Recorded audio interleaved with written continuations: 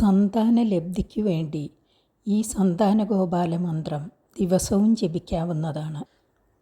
ദേവകീസുത ഗോവിന്ദ വാസുദേവ ജഗത്പദേ ദേഹി may തനയം Krishna ത്വാമഹം ശരണം ഗതഃ.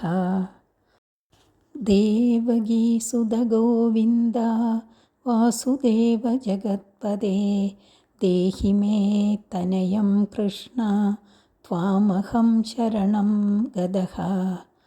ദേവകീസുത ഗോവിന്ദ വാസുദേവ ജഗത്പദേ ദേഹി may തനയം Krishna ത്വാമഹം ശരണം ഗതഃ.